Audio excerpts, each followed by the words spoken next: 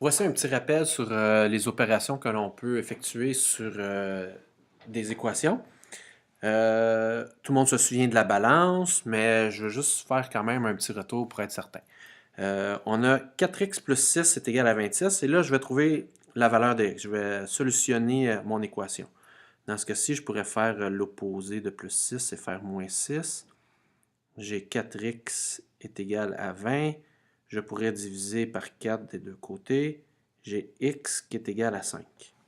Et là, ce que je veux simplement vous montrer, c'est que si je fais des opérations et je fais exactement la même opération des deux côtés, je ne vais jamais changer la valeur de mon x.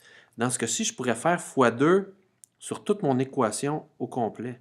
J'ai 4x plus 6 est égal à 26. Si je fais x2 partout, ça va maintenant donner 8x plus 12, c'est égal à 52.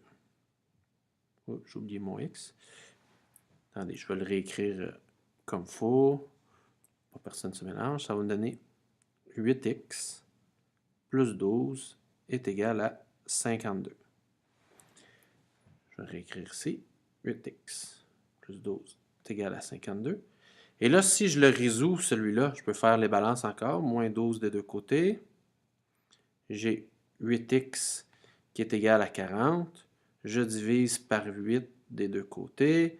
Il va me rester que x est égal à 5. Même chose si j'avais pris mon équation du départ, 4x plus 6 est égal à 26, et que j'avais divisé par 2 des deux côtés. Mon équation serait devenue 2x plus 3 est égal à 13. Et là, même chose, je peux faire moins 3 des deux côtés. J'ai 2x qui est égal à 10. Je divise par 2. J'ai encore x qui est égal à 5. Donc, ça confirme vraiment que si je fais la même opération sur les deux termes de mon équation, ça ne va jamais changer la valeur des variables ou de la variable qui est à l'intérieur de cette équation-là.